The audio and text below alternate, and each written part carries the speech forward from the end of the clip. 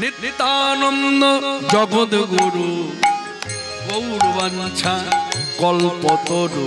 নিত্যানন্দ জগদ্গুরু গৌরবাঞ্ছা কল্পতরু। নিত্যানন্দ জগদ্গুরু গৌরবাঞ্ছা কল্পতরু। নিত্যানন্দ জগদ্গুরু গৌরবাঞ্ছা কল্পতরু। মহাপ্রভু সীতানাথ পণ্ডিত শ্রীবাস। মহাপ্রভু সীতানাথ পণ্ডিত শ্রীবাস। মহাপ্রভু সীতানাথ পণ্ডিত শ্রীবাস। মহাপ্রভু সীতানাথ পণ্ডিত শ্রীবাস। গৌরাবারে গদাধরের প্রাণ। নিত্যানন্দ জগদ্গুরু গৌরবাঞ্ছা কল্পতরু। আমাদের নিত্যানন্দ, আমাদের নিত্যানন্দ, আমাদের নিত্যানন্দ জগদ্গুরু গৌরবাঞ্ছা কল্পতরু। প্রণমঃ কলি, প্রণমঃ কলি যুগ। নিতাই গৌর হরি বল।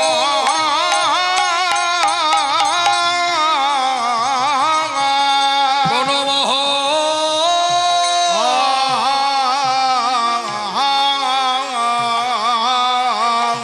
প্রণমঃ কলিযুগ।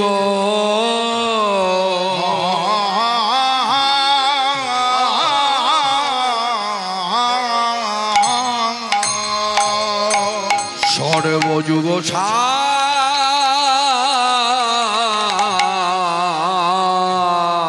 হরিনাম সংকীর্তন যাহাতে প্রচার। ধন্য কলিযুগ ধন্য অবতীর্ণ শ্রী চৈতন্য। প্রণমঃ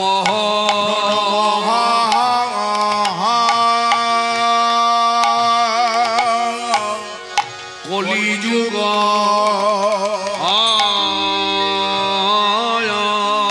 প্রণমঃ কলিযুগ।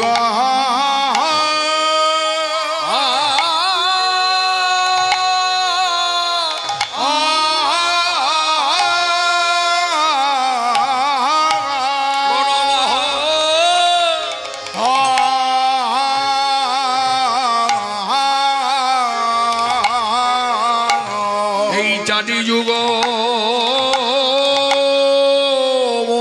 মধ্যে, যুগ মধ্যে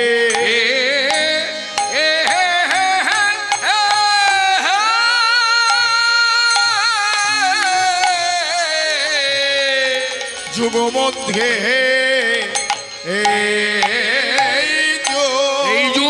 এই যুগ ধন্য আব প্রণমাহ কলি যুগ ধন্য কলি যুগ যুগ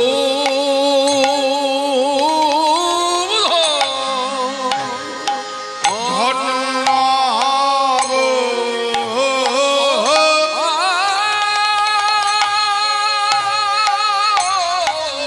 চারি যুগ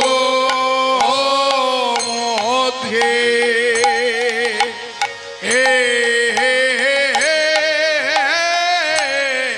যুগ মধ্যে এই যুগ ধন্য প্রণমাহ কলি যুগ ধন্য কলি যুগ ধন্য চারি যুগ মধ্যে এই যুগ ধন্য প্রণমাহ কলি যুগ ধন্য কলি যুগ ধন্য চারি যুগ মধ্যে যুগ মধ্যে এই যুগ ধন্য প্রণমাহ কলি ধন্য কলি যুগ ধন্য চারি যুগ মধ্যে এই যুগ ধন্য প্রণমাহ কলি ধন্য কলি যুগ ধন্য চারি যুগ মধ্যে যুগ মধ্যে যেই যুগ ধন্য প্রণমাগ কলি ধন্য কলিযুগ ধন্য জানি যুগ মধ্যে যেই যুগ ধন্য প্রণমাগ কলি ধন্য কলিযুগ যুগ ধন্য জানি যুগ মধ্যে যেই যুগ ধন্য প্রণমাগ কলি যুগ সর্বযুগ সার প্রণবহ কলিযুগ সর্বযুগ সার প্রণমাগ কলি যুগ সর্বযুগ সার হরি নাম সংকীর্তন যাহাতে প্রচার হরিনাম সংকীর্তন যাহাতে প্রচার বিশুদ্ধ ভজন রসে ডুবে বৈষ্ণব মহাজন পদকর্তা মহাজনী পদাবলী লিখনের মধ্য দিয়ে ভক্তি রাজ্যে দাঁড়িয়ে ভাব রাজ্যে দাঁড়িয়ে জীবের হিতার্থে কল্যাণার্থে ভক্তি জ্ঞাপনের শিক্ষা দিলেন, মানে প্রণাম করতে বললেন। আমাদের গুরুজনেরা আমাদেরকে শিক্ষা দিয়েছেন প্রণাম করবেন কাকে? ভগবানকে। অনন্ত কোটি ব্রহ্মাণ্ডে যত দেবদেবী আছে তাদেরকে, নিষ্ঠাবান ব্রাহ্মণ, নিষ্ঠাবান ভক্ত বৈষ্ণব, শ্রদ্ধা ভাজন বয়সে যারা বড় তাদেরকে প্রণাম করতে বলেছেন। কিন্তু ঘরের গুরুজনেরা কখনো আমাদেরকে ডেকে বলেনি যে কলিযুগকে প্রণাম করো। এই শিক্ষা আজকে সভাতে আমরা যারা জড়ো হয়েছি, বিশেষ করে এই সময়ে আমরা এই শিক্ষাটা পেলাম যে বৈষ্ণব মহাজনী পদকর্তা মহাজনী পদাবলী লিখনের মধ্য দিয়ে মহাজন তিনি বললেন প্রণমহ কলিযুগ সর্বযুগ সার। প্রণমহ কথার অর্থ হলো নিজে প্রণাম করলেন কলিযুগকে, তারপর বললেন আপনারা প্রণাম করুন। এখানে হচ্ছে মহাজনী পদাবলীর প্রতি এত যে মানুষের মর্যাদা, এত যে মান্যতা, এত যে শুনবার আগ্রহ এবং শুনলে পরে যে ভক্তি লাভ হয়, এই হচ্ছে মূল কারণ। কেন না, এই যে আমি আমাকে দিয়ে বলি আমি চুক্তিবদ্ধ বক্তা, সবার মধ্যে দাঁড়িয়ে হয়তো শ্রোতাদের উদ্দেশ্যে অনেক নীতির কথা বললাম, এটা করবেন করলে মঙ্গল হবে, ওটা করবেন না করলে অমঙ্গল হবে। কিন্তু পরক্ষণে দেখা যাচ্ছে যে কথাগুলো আমি সবার মধ্যে দাঁড়িয়ে বললাম সেই আচরণ আমি নিজেই করি না। যার জন্য আমি যে চুক্তিবদ্ধ কথা উপস্থাপনা করলাম সবার মধ্যে, কথাটা কথাই রয়ে গেল, মানুষ শুনলো কিন্তু মান্যতা দিল না। কেন দিল না? ওই যে আচরণ নেই। কিন্তু মহাজন যা লিখেছেন তা করলেন। কি করলেন? কলিযুগকে প্রণাম করতে বললেন, কিন্তু বলবার আগে নিজে আগে আচরণ করে দেখালেন প্রণমহ, নিজে আগে কলিযুগকে প্রণাম করলেন। তারপর বললেন কলিযুগ সর্বশ্রেষ্ঠ যুগ। কেন ধন্য না? বলছে হরিনাম সংকীর্তন প্রচার। কিন্তু এই কলিযুগের নিন্দা চর্চা কে না করে? সাধারণ মানুষ তো করেই, এমনকি শ্রীমদ ভাগবত আছে কলিযুগের নিন্দা চর্চা করেছেন শ্রী শুকমুনি ব্যাসাসনে বসে। হরিকথার প্রারম্ভে তিনি কলিযুগের নিন্দা চর্চা করেছেন। সংস্কৃত শ্লোকে যা বলা আছে তার বাংলা অনুবাদ করলে কথাটা এইভাবেই দাঁড়ায়। আমি বাংলা অনুবাদই বলবো যাতে সবাই আমরা বুঝতে পারি। হ্যাঁ, সেখানে তিনি বলছেন কলিযুগ সর্বদোষের আগো। কলিযুগের অনেক দোষ, এই কলিযুগের অনেক দোষ, এই কথা মানুষ জেনেছে শাস্ত্র থেকে। জেনে মানুষ বলছে এই দেখুন শাস্ত্র লেখা আছে কলিযুগের দোষের কথা, তাহলে আমরা কেন দোষ গাইব? আর সেই কলিযুগকে কি করে ভক্তি করব? শুনুন, শাস্ত্রের কথা তো শুনলেন, শুনেছেন পুরোটা, বলছেন কিন্তু অল্প একটু, পুরোটা বলছেন না। যেমন মহাত্মা গান্ধীজির কথা চলে এলো দৃষ্টান্তমূলক কথার মধ্যে, এটা একটা উপমা স্বরূপ। মহাত্মা গান্ধীজির একটা কথা সবার মধ্যে প্রচার আছে, বিশেষ করে আমরা যারা হিন্দু আমাদের মধ্যে একটা প্রচার আছে, অহিংসা পরম ধর্ম। বুকে হাত দিয়ে বলুন তো, বুকে হাত রেখে বলুন তো, গান্ধীজি কি শুধু এইটুকুই বলেছে যে অহিংসা পরম ধর্ম, অন্যের ধর্মের প্রতি হিংসা করো না, শুধু এইটুকুই বলেছে? বলেছেন অনেকখানি, আপনি প্রচার করেছেন এইটুকখানি। পুরো কথাটা তিনি কি বলেছেন? তিনি বলেছেন অন্যের ধর্মের প্রতি হিংসা করবেন না, কিন্তু এই জায়গাটা প্রচারের প্রয়োজন, কিন্তু আমার ধর্মকে যদি কেউ আঘাত করে তাকে সিংহের মতো থাবা দিতে হবে। কই সে কথা তো প্রচার হলো না,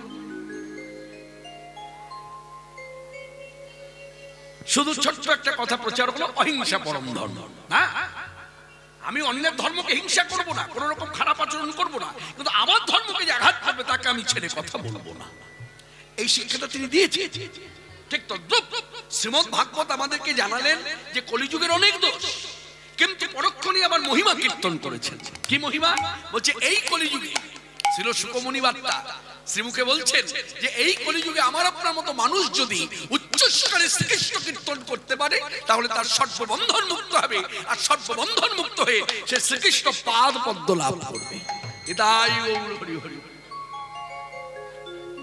যার জন্য মহাজনী পদাবলিতে মহাজন বললেন প্রণমঃ কলিযুগ, কলিযুগকে প্রণাম করুন। সত্যযুগ, ত্রেতাযুগ, দ্বাপর যুগ, এই 3 যুগের মধ্যে শ্রেষ্ঠ যুগ হলো কলিযুগ। কেন না এই কলিযুগে হরিনাম সংকীর্তন প্রচার। হরিনাম সংকীর্তন প্রচার হলো কেন না, এক কথায় আমি বলি, বেশি ঘাটাঘাটি করার প্রয়োজন নেই। কেন এই যে 3 ঘন্টা ধরে যে কথা হয় বা 4 ঘন্টা ধরে যে কথা হয়, জানবেন আমি বলবো না যে বাস্তববাদী যুক্তিবাদী, আমি তা বলবো না, তবু একটা কথা মনের মধ্যে জাগে। যেহেতু আমাদের দেহটা জড়দেহ, যে শুনছে তার দেহটাও জড়দেহ, যে বলছে তার দেহটাও জড়দেহ। আমি বলতে গিয়ে অনেক কথা অনেক সময় বিস্মরণ হয়ে যায়, কথা মাথায় রাখতে পারি না। তা যিনি শুনতে বসেছেন তার ক্ষেত্রে এরকম হতে পারে। তা এত কথা কিন্তু নেওয়া যাবে না। এই যে 3 ঘন্টা কথা হবে, এখান থেকে 1 থেকে 2, 2 থেকে 3, 3টি কথা নিতে পারলেই লাভের লাভ, বেশি ঘাটাঘাটি প্রয়োজন। হরিনাম সংকীর্তন প্রচার কেন না, এক কথায় উত্তর, কলিযুগের শ্রেষ্ঠ সাধনাই হচ্ছে হরিনাম। কি বললাম বাবা? কলিযুগের শ্রেষ্ঠ সাধনা হরিনাম। হরিনামের উপরে কোনো সাধনাই নাই, সব থেকে শ্রেষ্ঠ সাধনা। মানে আমি এইভাবে বলতে চাই, এই যে ব্রজেতে যে 64টি সেবা আছে, কোন ব্যক্তি যদি নিষ্ঠা নিয়ে হরিনাম জপ করে তাহলে 64টি সেবা তার হয়ে যায়, আলাদা করে 64 সেবা করতে হয় না। এটা জানবেন, এটা মানবেন, এই কথার প্রতি মান্যতা দেবেন। যার জন্য শ্রীকৃষ্ণ চৈতন্য গোসাই তিনি হরিনাম সংকীর্তন প্রচার করেছেন। যার জন্য আজও কত শত ভক্ত, বৈষ্ণব, সাধু, সন্ত যারা গৃহে থাকে তারাও বলছে, যারা মঠবাসী তারাও বলছে হরিনাম প্রচার করেছেন চৈতন্যদেব। আচ্ছা, আমি একটা কথা আপনাদের কাছে বলতে চাই, আপনারা অনেক শাস্ত্র ঘেটেছেন, শাস্ত্রের কথা শুনে অভ্যস্ত, তত্ত্ব সম্বন্ধে আপনারা অবগত। জেলা দক্ষিণ 24 পরগনা, রামচরিত কথা, মহাভারতের কথা, ভাগবতের কথা, গীতার কথা সবই জানেন। বেদ পুরাণ হয়তো কেউ কেউ জানেন, সবাই জানেন কিনা জানি না, কিন্তু আমি কথাটা বলতে চাই। বলুন তো, ভুবন মঙ্গল বলার পর আপনি কি বলছেন? মানে ভুবন মঙ্গল কথাটা বলার পরে আপনি কি লিখবেন? ভুবন মঙ্গল গীতা পাঠ? আজ পর্যন্ত শুনেছেন কেউ বলে ভুবন মঙ্গল গীতা পাঠ? না। ভুবন মঙ্গল ভাগবত পাঠ? না। ভুবন মঙ্গল পদাবলী কীর্তন? না। ভুবন মঙ্গল রামায়ণ মানে রামচরিত কথা? বলছেন না। ভুবন মঙ্গল কি মহাভারত? বলছেন না। হরে কৃষ্ণ, ভালো করে মন দিয়ে শুনুন। ভুবন মঙ্গল বলার পরে কি বলা হয়? ভুবন মঙ্গল হরিনাম। ভুবন মঙ্গল হরিনাম, ভুবন মঙ্গল হরিনাম, ভুবন মঙ্গল হরিনাম। মনে রাখবেন, এখানে গীতাকেও ছোট করা হচ্ছে না, ভাগবতকেও ছোট করা হচ্ছে না, মহাজনী পদাবলীকেও ছোট করা হচ্ছে না। আমি বলতে চাইছি এই কথাই, আপনি আমার কথার মান্যতা দেবেন কি দেবেন না সেটা আপনার ব্যক্তিগত ব্যাপার, কিন্তু আমি উপস্থাপনা করছি কথাটা সবাই রাখছি, বিচার বিবেচনা আপনারা করবেন। যেদিন আপনাদের এখানে এই কীর্তনযজ্ঞ শুরু হলো, প্রথম রাত্রে অধিবাস হয়েছে? বলছে হ্যাঁ হয়েছে। আচ্ছা, অধিবাসের দিন সংকল্প করা হয়? বলে হ্যাঁ করা হয়। এবার বলুন তো, শাস্ত্রজ্ঞ বৈষ্ণবের কাছে জিজ্ঞাসা করুন তো, সংকল্প আপনি কি দিয়ে করেছেন? গীতার কোন শ্লোক দিয়ে করেছেন? বলছে না। ভাগবতের কোন শ্লোক? বলছে না। বেদ পুরাণের কোন শ্লোক? বলছে না। রামায়ণ মহাভারতের কোন পয়ার ছন্দের কথা? বলছে না। চৈতন্য চরিতামৃত, চৈতন্য ভাগবতের কথা পয়ার ছন্দের? বলছে না। মহাজনী কোন পদাবলী দিয়ে? বলছে না। বলে তাহলে কি দিয়ে করেছেন? বলে হরিনাম দিয়ে আমি সংকল্প করেছি। এই যে ভুবন মঙ্গল হরিনাম, ভুবন মঙ্গল হরিনাম, মঙ্গল হরিনাম, এই যে ভুবন মঙ্গল হরিনাম। তাপিতের প্রাণারাম ভুবন মঙ্গল হরিনাম, এই যে তাপিতের প্রাণানাম, ভক্ত ধূমের মিলানো ধাম, তাপিতের প্রাণানাম, ভক্ত ধূমের মিলানো ধাম, তাপিতের প্রাণানাম, ভক্ত যুগের মেলালো ধাম ভুবন মঙ্গল হরিনাম। তাহলে হরিনাম এত বলবা সকল অশুভ শক্তিকে তো নাশ করে। এমনকি আমি গ্রামের মঙ্গলের তরে সংকল্প করতে গিয়ে মজার ব্যাপার ভুবনের মঙ্গল হয়ে গেল। ভুবন বলতে তো আপনারা জানেন এটা তো তত্ত্ব কথা। এখানে একটু কথা বলার আছে, সেটা হলো এখন বর্তমানে ইউটিউব চ্যানেলের মাধ্যমে যে কথাগুলো আমাদের কানে আসছে, আমরা দেখছি, আপনারা দেখছেন, অনেক মানুষ অনেক রকম মন্তব্য করছে। আমি সেদিকে যাব না, আমি বলতে চাই যে ভেদ রাখুন। বলে কিরকম? মানুষ কিন্তু বুঝে উঠতে পারে না কোনটা তত্ত্ব কোনটা তথ্য। তত্ত্ব তথ্যের মধ্যে যেমন ভেদ আছে, তেমনি তত্ত্বে বিশ্বাসী লোক আর তথ্যে বিশ্বাসী লোক এই দুজনের মধ্যে ভেদ আছে। তত্ত্বে বিশ্বাসী কারা? যারা ভক্তি রসে ডুবে গেছে। তথ্যে বিশ্বাসী কারা? যারা ইতিহাসবিদ, যারা যুক্তিবাদী, যারা বাস্তববাদী, যারা বিজ্ঞান ভাবনায় ভাবিত, তারা তথ্যে বিশ্বাসী। এবার আপনি পথ বাছুন, দুটোকে খিচুড়ি করবেন না, এই ডালে চালে মিশিয়ে খিচুড়ি নয়। আপনি বাছুন আপনি কোন পথে থাকবেন। যদি মনে হয় আপনি অন্ধের মতো বিশ্বাস নিয়ে এই পথে আসবেন, আসুন। আর অন্ধের মতো বিশ্বাস যদি না থাকে, কথায় কথায় যদি মনের মধ্যে জাগে প্রত্যেকটা কথার মধ্যে ছবল দেব, প্রত্যেকটা কথার মতো সাপের মতো ছবল দেব, তাহলে আপনি যুক্তিবাদী পথে যান। এই পথ ছবল দেওয়ার পথ নয়, এই পথ প্রশ্নের পথ নয়, এই পথ প্রশ্নের পথ নয়, এই যুক্তিতর্কের পথ নয়। এই পথ হচ্ছে ভাব রাজ্যের পথ। যদি ভাব অর্জন করতে পারেন তবে জয়, জ্ঞান দিয়ে জয় হবে না। মহাপ্রভু নাম বিতরণ করেছেন কি দিয়ে? জ্ঞান দিয়ে না, ভাবে বিভোর। রাধা ভাবি ভাবিত তনু, কই ছন তুয়া প্রেমা, কই ছন মধুরিমা, কই ছন সুখে তুহু ভো, এ তিন বঞ্চিত ধন ব্রজে না হইল পূরণ, কি কহিব না পাইয়াও, তাই ভাবিয়া দেখিনু মনে তোহার স্বরূপ বিনে এ সুখ আস্বাদ কভু নয়। তাই তুয়ার উপকান্তি ধরি, তুয়া প্রেম গুরু করি, নদীয়াতে হইব উদার।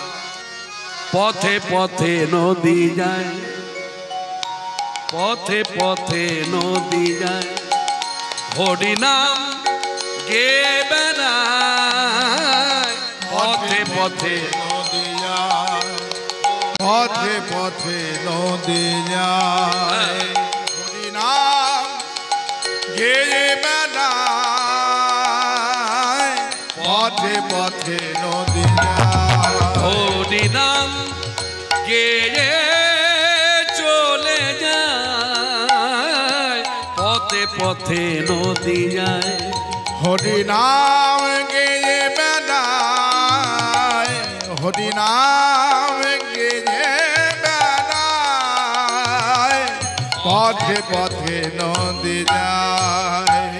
মুখে হরি বলে নেচে নেচে চলে, রাধা প্রেম ভাবে গোড়ায়।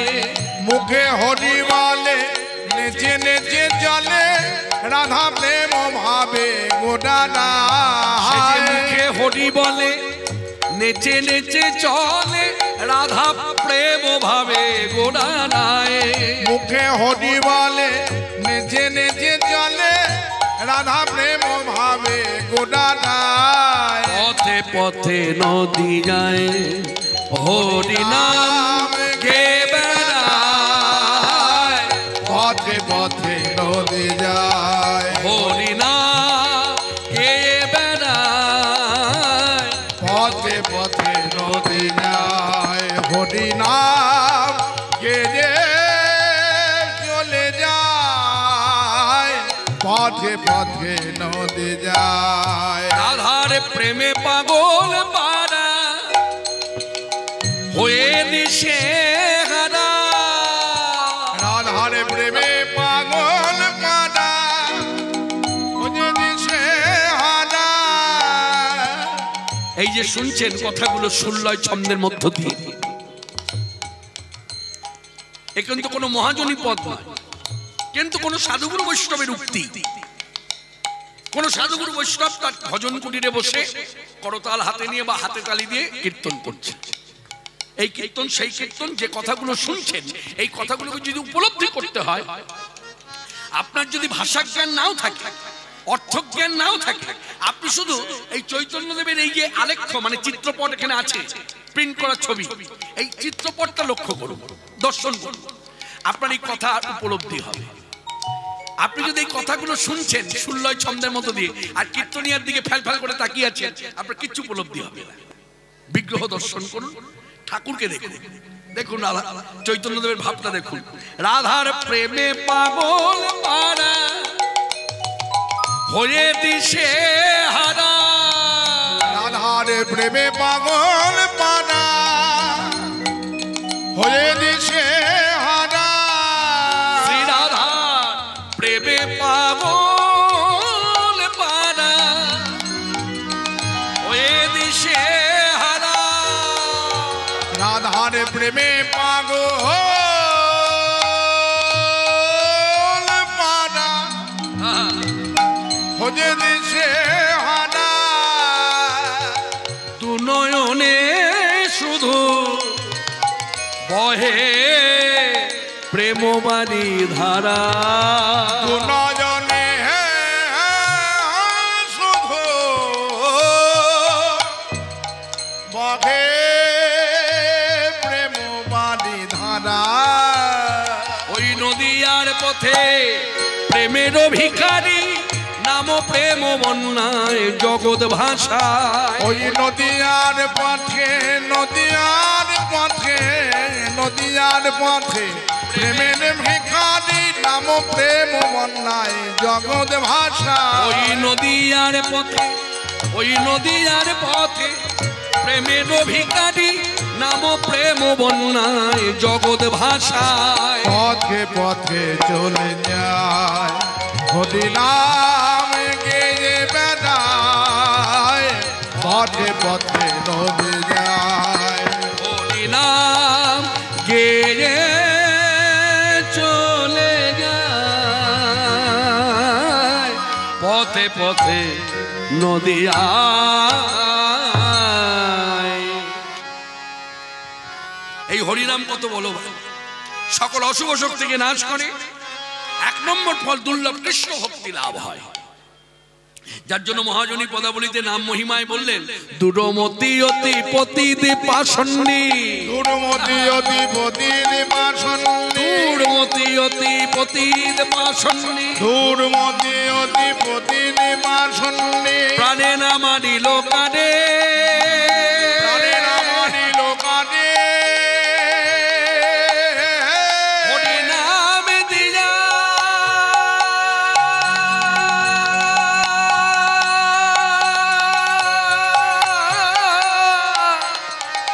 হরি নাম দিয়া, হরি নাম, হরি নাম, হরি নাম।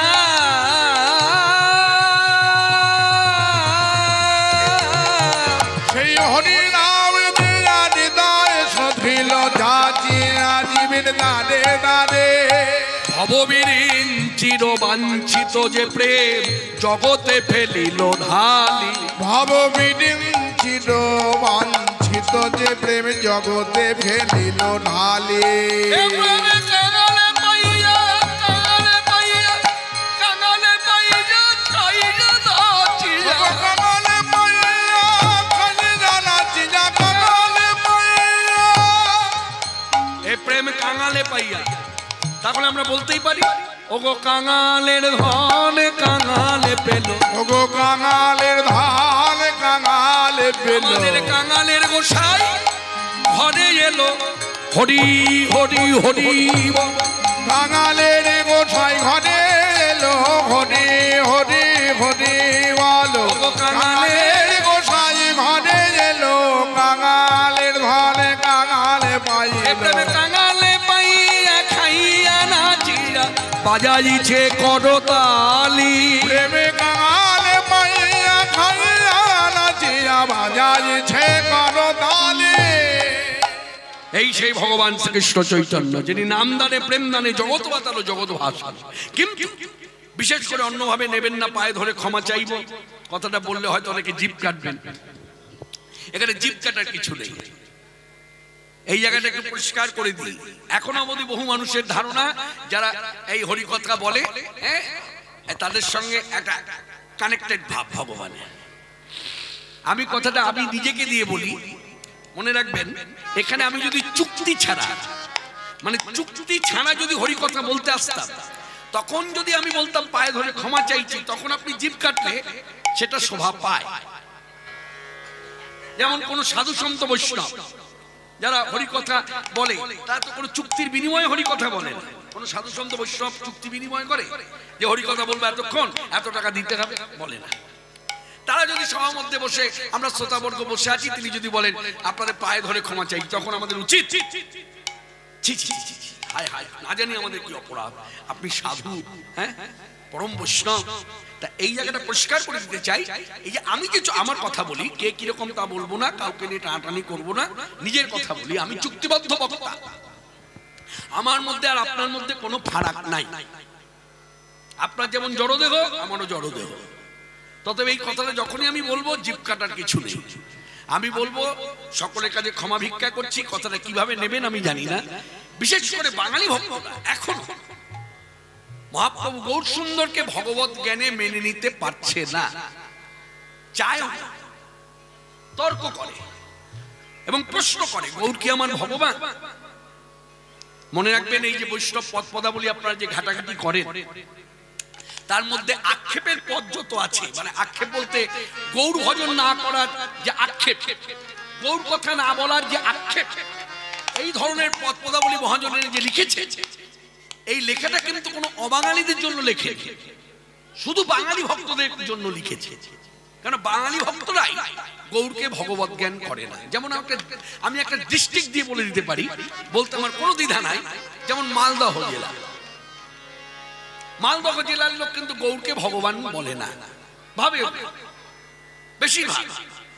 মুসলিমও কয়েকজন মানে, কিন্তু সব বেশিরভাগ মানে না। তাদের কাছে ভগবত তত্ত্ব বলতে লক্ষ্মীনারায়ণ যুগল, ভগবত তত্ত্ব বলতে রামসীতা যুগল, ভগবত তত্ত্ব বলতে রাধাকৃষ্ণ যুগল। কিন্তু নিতাই গৌর ভগবান, এটা তারা কিন্তু মেনে নিতে পারে না। কিন্তু মনে রাখতে হবে, বাঙালিদের কুলের ঠাকুর, বাঙালিদের বংশের ঠাকুর, যে ভাষায় বলি না কেন, বাঙালি ভক্তদের ঘরের ঠাকুর, প্রাণের প্রাণ নিতাই সুন্দর গৌর সুন্দর, দুজনাই হলেন ভগবান। একজন হলেন তত্ত্ব বিচারে ব্রজের ভগবান বলরাম এবে নিত্যানন্দ প্রভু, আরেকজন হলেন ব্রজের শ্রীকৃষ্ণ ভগবান এবে আমার গৌর সুন্দর। এই যে আমরা মানি না, জানি না বা মানতে চাই না, এই কথা যেমন 2024 সালের আজকের তারিখে আমরা সবাই বসে শুনছি, মনে রাখবেন পূর্বেও ছিল, এখনো আছে, হয়তো ভবিষ্যতেও থাকবে। কিন্তু আমি সভা মধ্যে আপনাদের দাঁড়িয়ে বলতে চাই, এখন বাংলার বুকে অনেক নতুন নতুন ভগবানের আবির্ভাব হয়েছে। ইউটিউব চ্যানেল খুললে দেখতে পাবেন, হ্যাঁ, নতুন নতুন সব ভগবান। তা আমার একটাই কথা, আমি কারোর ইষ্টকে আঘাত করতে এখানে দাঁড়াই নাই। আপনি আপনার ইষ্টকে ভগবত জ্ঞান করুন, সেটা আপনার ব্যক্তিগত ব্যাপার। আমি আমার নিজের বাবা মাকেও ভগবান ভাবতে পারি, সেটা আমার ব্যক্তিগত ব্যাপার। এর জন্য শাস্ত্রকার, প্রকৃত যারা শাস্ত্রকার, শাস্ত্রজ্ঞ, তারাও বাধা দেবে না, কারণ ওটা আমার পুরোপুরি ব্যক্তিগত। আমি আমার বাবা মাকে ভগবান জ্ঞান, কার কি বলার আছে, শাস্ত্র বাধা দেবে না। কিন্তু শাস্ত্রকার শাস্ত্র বাধা দেবে তখন, আমার বানানো ভগবান বাবা মাকে যদি আমি 10 জনকে ডেকে বলি আপনারাও ভগবান জ্ঞান করুন, তখন বাধা দেবে যে এটা তো উচিত নয়। তা আমার বক্তব্যটা এই কারণে যে আপনি আপনার ইষ্টকে ভগবান জ্ঞান করুন, ঠিক আছে, কিন্তু 10 জনকে ডেকে বলবেন না এই ভগবান। 10 জনকে ডেকে ভগবান যদি বলতে হয়, কলিযুগে শাস্ত্র বিচারে ভগবান হলেন শ্রীকৃষ্ণ চৈতন্য। কি বললাম? কলিযুগের শাস্ত্র বিচারে শ্রীকৃষ্ণ চৈতন্য। কোন শাস্ত্র? নাম বলে দিই, শ্রীমদ্ ভাগবত। প্রমাণ মহাজনী পদ, শ্রীখণ্ডবাসী নরহরি ঠাকুর জীবের কল্যাণে গাইলেন, রসে তনু ঢর ঢর আমার আমার গৌর কিশোরে বড়, তাই এবে নাম শ্রীকৃষ্ণ চৈতন্য। উলধ্বনি রসে তনু ঢর ঢর গৌর কৃষ্ণ বর, এবে নাম শ্রীকৃষ্ণ চৈতন্য। রসে তনু ঢর ঢর গৌর কিশোরে বড়, এবে নাম শ্রীকৃষ্ণ চৈতন্য। রসে তনু ঢর ঢর গৌর কিশোর বর এবে নাম শ্রীকৃষ্ণ চৈতন্য সে শ্রবণী গূঢ় কথা কহিতে অন্তরে ব্যথা সে সব নিগুড় কথা কহিতে অন্তরে ব্যথা ভক্ত বিনা নাহি জানে অন্য ভগবান শ্রীকৃষ্ণ চৈতন্য ভগবান শ্রীকৃষ্ণ চৈতন্য দাপর যুগেতে শ্যাম কলিতে চৈতন্য নাম তাপর যুগে দেশার কলিতে চৈতন্য নাম বর্গবাক্য ভাগবতে লিখি চিতে করি অনুমান শ্যাম হইল গৌরাঙ্গ রাধা কৃষ্ণ তনু তারে সাক্ষী রাধা কৃষ্ণ তনু তার সাক্ষী রাধা কৃষ্ণ তনু তার সাক্ষী অন্তরেতে শ্যাম তনু বাগিরে গৌরাঙ্গ জনু অন্তরে দেশার তনু মাখিরে গৌরাঙ্গ জন অন্তরেতে শ্যাম তনু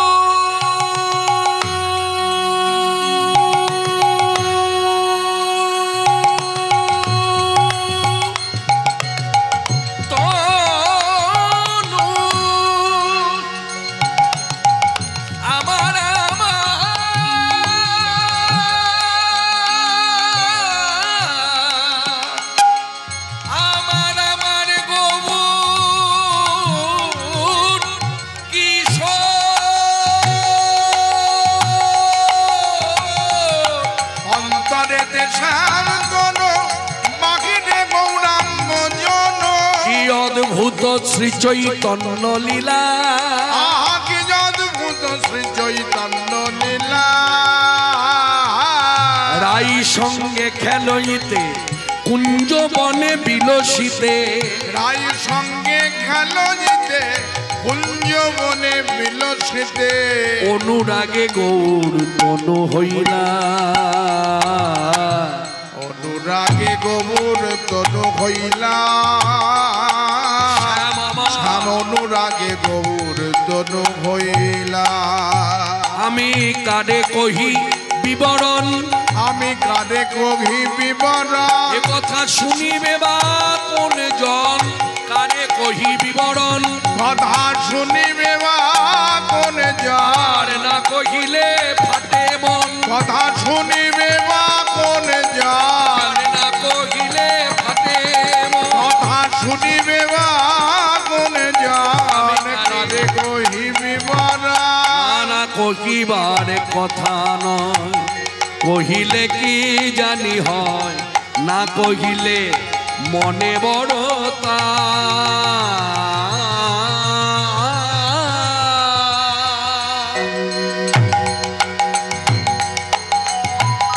চিতে অনুমানে করি গৌরাঙ্গটি দরে ধরি নরহরি করে বিলা কহিবার কথা নয় কহিলে কি জানি হয় না কহিলে মনে বড়তা চিতে অনুমান করি গৌরাঙ্গটি দজে ধরি নরহরি করে বিলা ভগবান কলিযুগে শাস্ত্রীয় বিচারে ভগবান শ্রীকৃষ্ণ চৈতন্য শ্রীকৃষ্ণ চৈতন্য শ্রীকৃষ্ণ চৈতন্য ভগবান শ্রীকৃষ্ণ চৈতন্য তিনি এলেন শ্রীল অদ্বৈতাচার্য প্রভুর ডাকে ছিলেন প্রভু গোলকে সোজা নেমে এলেন ভুলোকে এবং ভগবান চৈতন্য দেব হৃদয় সুন্দর এলেন মানুষের মাঝে মানুষের সাজে জীব উদ্ধার। এখানে পরিষ্কার করে বললে বলা যায় এই ভগবান নিতাই চৈতন্য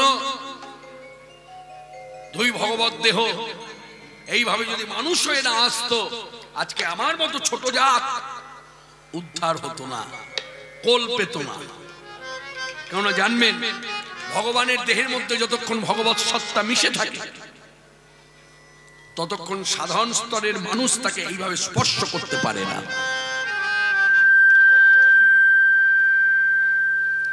সেই ভগবানকে আমরা সবাই জড়িয়ে ধরলাম, তিনি অযাচিত ভাবে আমাদের কোল দিলেন। কি করে সম্ভব হলো? না, ভগবান কলিযুগে মানবত্ব লাভ করলেন, মানুষ হয়ে। এখানে কথাটা সম্পূর্ণ করে এইভাবে শাস্ত্রীয় বিচার বলছে, ভগবানের চরম সার্থকতা কখন? ভগবান যখন মানবত্ব লাভ করে। আর মানবের চরম সার্থকতা কখন? মানব যখন সাধনা করে ভগবত তত্ত্ব লাভ করে। তাই হরি হরি। এই ছোট্ট ছোট্ট কথাগুলোকে বুকের মধ্যে বসিয়ে, এইগুলো হলো ভজনীয় কথা, এগুলো হলো কীর্তনের প্রাসঙ্গিক কথা। কীর্তনের প্রাসঙ্গিক অপ্রাসঙ্গিক আলোচনা আছে তো, এই প্রাসঙ্গিক কথাগুলোকে মান্যতা দিতে হবে। সেই ভগবান চৈতন্যদেব এসে দলবল নিয়ে, সাঙ্গ পাঙ্গ নিয়ে, মানে সপরিকর শ্রীকল করতালের ধরিতে হরিনামে মাতিয়ে তুললেন জগৎ। সেই ধারাটা আজকে আমরা কোথায় দেখছি? পাশ্চাত্য দেশের মানুষ হয়তো তারা বেদের কোনো শ্লোক জানে না, এইভাবে যদি কথাটা ধরা যায়। হয়তো পুরাণের কোনো শ্লোক জানে না, হয়তো ভাগবতের কোনো শ্লোক নিয়ে নাড়াচাড়া করে না, গীতার কোনো শ্লোক নিয়ে নাড়াচাড়া করে না। কথাটা ধরতে হবে এইভাবে। কিন্তু তারা চৈতন্যদেবের যে মত আদর্শ, সেই মত আদর্শকে তারা মান্যতা দিয়েছে। চৈতন্যদেব বলেছে তোমরা কৃষ্ণ ভজন করো, তারা কিন্তু নিজ ধর্ম ত্যাগ করে কৃষ্ণ ভজনে মত্ত। তাই হরি হরি। মহাপ্রভু বলেছে কৃষ্ণ নাম করো, তারা কৃষ্ণ নাম জপ করছে। এই এটাই তো বিরাট পাওয়া। এর থেকে কি আর বড় আশা করি আমরা? আজকে পাশ্চাত্য দেশের দিকে তাকালে দেখা যাচ্ছে পাশ্চাত্য দেশের মানুষ বর্তমানে তথ্য ঘাটতে জানা যায় 174+, মানে 174টি দেশের মানুষ হরিনাম আশ্রয় করেছে। তারা সারবুঝ বুঝেছে যে কলিযুগ হরিনামের যুগ। এই যুগে হরিনাম আশ্রয় না করলে আমার কোনো কার্য সিদ্ধি হবে না। যার জন্য জানবেন ভগবানের নাম অনেকভাবে অনেক সম্প্রদায় প্রচার আছে, সবই কিন্তু শাস্ত্রসম্মত ভাবে। আপনি যদি নাম মাহাত্ম্যটা ভালো করে, শাস্ত্রের নাম মাহাত্ম্যটা মানে চৈতন্যদেবের শ্রীমুখের যে 8টি শ্লোক, এই 8টি শ্লোক 1 থেকে 8 পর্যন্ত ভালো করে যদি পড়াশোনা করেন, শাস্ত্রজ্ঞ পণ্ডিত বৈষ্ণব ব্রাহ্মণের দুয়ারে বসে ভালো করে যদি জানার চেষ্টা করেন, তাহলে দেখবেন শাস্ত্রসম্মত কথা। ভগবানই কৃপা করে তার নাম বিভিন্ন ভাবে প্রচার করেছেন এবং প্রত্যেকটি নামের মধ্যে তিনি করুণা বর্ষণ করে রেখেছেন। আপনি যে নাম করবেন সেই নাম করলে আপনার কৃপা হবে। হরে কৃষ্ণ। এবং এই নাম করার জন্য কোনো বিধি নিষেধ দেয় না যে এই সময় করা যাবে না, ওই সময় করা যাবে না, এগুলো কোনো নিয়ম নেই। যেমন একবার গোদা বাংলায় বললে বলা যায়, কেউ যদি বলে হরিনাম কখন করব, আমি বিছানায় বসে আছি, বাসি মুখ, বিছানা কাপড় ছাড়িনি, বাসি বিছানা থেকে নামিনি, করা যাবে? যাবে। হরিনাম করা যাবে, চণ্ডীপাঠ করা যাবে। বিছানায় বসে আপনি বলতে পারবেন না জয়ন্তে মঙ্গলা কালী ভদ্র কালী কপালিনী, ওটা মন্ত্র। ওই মন্ত্র বলতে গেলে আপনাকে কাপড় ছাড়তে হবে, বাসি মুখ ধুতে হবে। এইদিকে বাসি বিছানায় বসে আপনি হরিনাম করতে পারবেন। হরিনামটা মন্ত্র নয়, হরিনাম মন্ত্রের ঊর্ধ্বে, মহামন্ত্র। হরিনাম কোনো সঙ্গীত নয়। কেউ যদি ভাবে হরিনাম বেসুরো, হ্যাঁ, অনেকে দেখবেন হরিনাম যদি বেসুরো কানে আসে, তখন দেখবেন অনেকে ভঙ্গিমা করে বলে ইস কি বিচ্ছি, হরিনাম কানে নেওয়া যায় না বাবা। এগুলো অপরাধ, এগুলো অপরাধ। এইসব কথা নিয়ে আলোচনা কম, অপ্রাসঙ্গিক কথা আলোচনা। নামের নিন্দা চর্চা যখনই আপনি করবেন, তখনই আপনাকে নাম অপরাধ স্পর্শ করবে। নাম যদি বেসুরো হয়, তবু তাকে ভক্তি করতে হবে। নাম যদি বেতালও হয়, তবু আপনাকে শ্রদ্ধা করতে হবে, ভক্তি করতে হবে। হরিনাম, হরিনাম গাইবার জন্য, বলবার জন্য কোনো সময় নাই, যে কোনো সময়ে বলা যায়। পথ চলতে চলতে বলা যায়, কর্ম করতে করতে বলা যায়, ছাদে পাইচারি করতে করতে বলা যায়। বহু বৎসর পূর্বে পূজ্যপাদ শিবানন্দ গিরি মহারাজের তার রচিত একটি গান দিকে দিকে প্রচার পেয়েছে বাংলায়। আজকে সকলেই গাইছে, আমিও গাইছি, আপনিও গাইছেন। কে না জানে এই গান? পথ চলিতে আর বলিতে, পথ চলিতে আর বলিতে। এই গানের রচয়িতা হলেন শিবানন্দ গিরি মহারাজ। থাকতেন তিনি কলকাতার বিডন স্ট্রিট। আপনি ইউটিউব সার্চ করুন, দেখবেন এই গানটি তার শ্রীমুখ থেকে আপনি শুনতে পাবেন। তিনি ভালো শিখল বাদক ছিলেন, ভালো শিখল বাজাতে পারতেন, আবার ভালো হারমোনিয়াম বাজিয়ে গাইতে পারতেন। সুকণ্ঠের অধিকারী, দেখতে সুপুরুষ, দীর্ঘদেহী, সন্ন্যাসী, আমার গুরুদেবের খুব স্নেহধন্য। আর আমার কপালে হয়েছিল পূর্বজন্মের স্বীকৃতি ফল, খুব ছোটবেলায় তার সঙ্গ পেয়েছিলেন। এই গানটি আমি তার কাছে প্রথম শুনি যুগান্তর অফিস, তখন যুগান্তর পত্রিকা ছিল, এখন তো যুগান্তর পত্রিকা নেই, তার অফিসও নেই। সেই অফিসে শ্রীকৃষ্ণের জন্মাষ্টমী উপলক্ষে প্রতি বৎসর উৎসব হতো, সেই উৎসবে তিনি আসতেন। কোনো এক বৎসর ভাগ্য বলে তার পাশে বসে খুব স্নেহ করে আমাকে গানটা শোনালেন।